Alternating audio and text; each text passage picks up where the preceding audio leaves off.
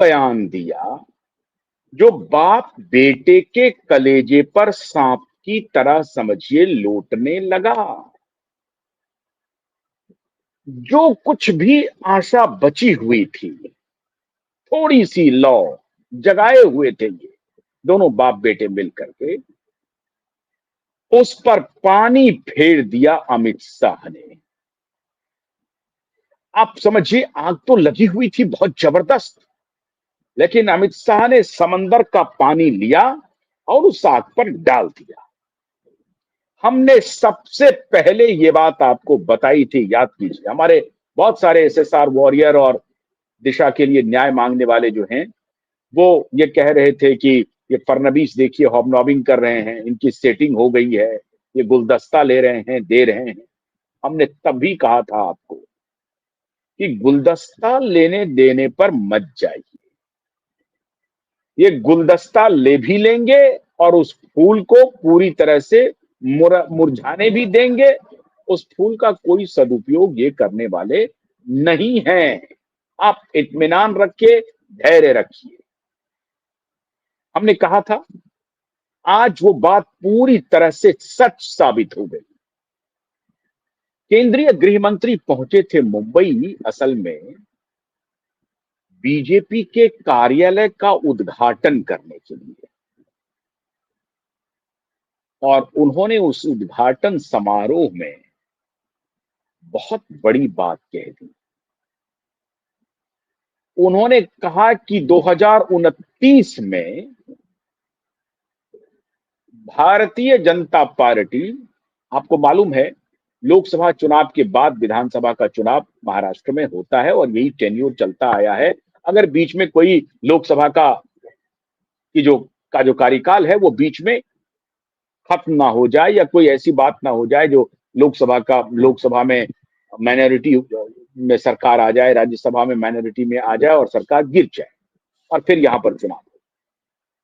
अगर ऐसी कोई स्थिति हो जाए तो अलग बात है, अन्यथा काफी लंबे समय से महाराष्ट्र में जो चुनाव होते हैं वो लगभग लोकसभा के आगे पीछे होता है, 5-6 महीने का ही फर्क होता है। इस बार भी रहा, लोकसभा के चुनाव पहले हुए और लोकसभा के चुनाव में इनको जो थोड़ी सफलता मिल गई इनके पूरे महाअघाड़ी को, उसमें ये विचलित हो गए, बेचैन हो गए कि अब तो मुख्यमंत्री की कुर्सी बस 2 कदम दूर है।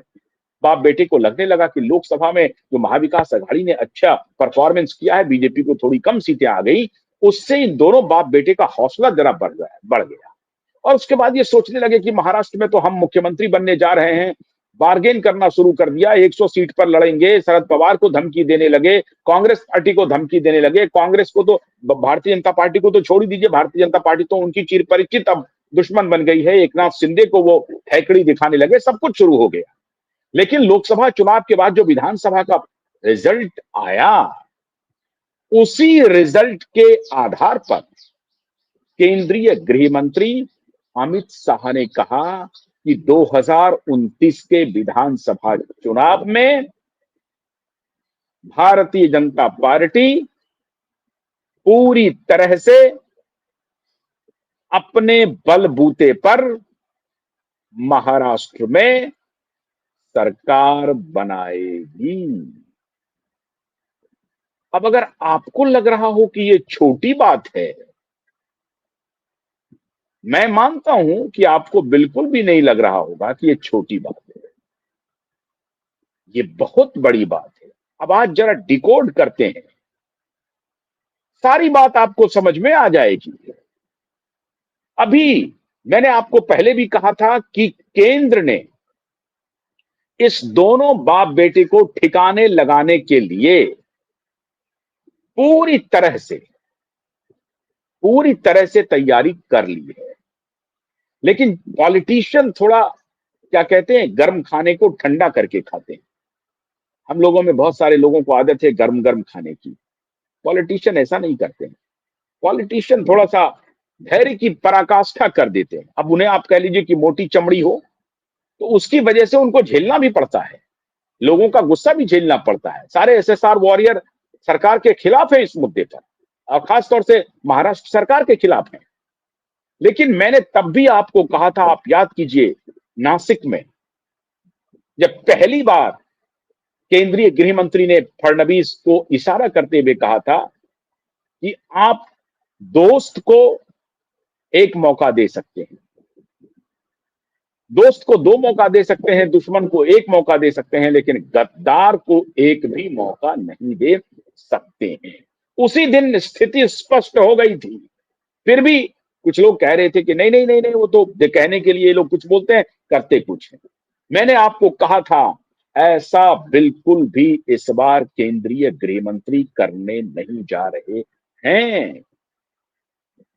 और आज उस बात की मित्रों पूरी तरह से पुष्टि हो गई है। कैसे पुष्टि हुई? तो केंद्रीय गृह मंत्री ने कहा कि 2029 में भारतीय जनता पार्टी अपने बलबूते सरकार बनाएगी। अब बता, सोचिए जरा सा, ये रिस्क कैसे ले रहे हैं? एकनाथ शिंदे की पार्टी को 56-57 सीट है, अजित पवार की भी पार्टी को 40 से अधिक सीट है, लेकिन भारतीय जनता पार्टी को अकेले 132 सीट है। 144 सीट चाहिए, 288 की विधानसभा है, अकेले भारतीय जनता पार्टी को 132 सीट है।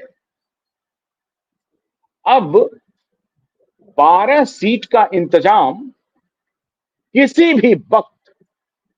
भी वक्त चाहे अमित शाह, तो किसी भी वक्त 12 सीट का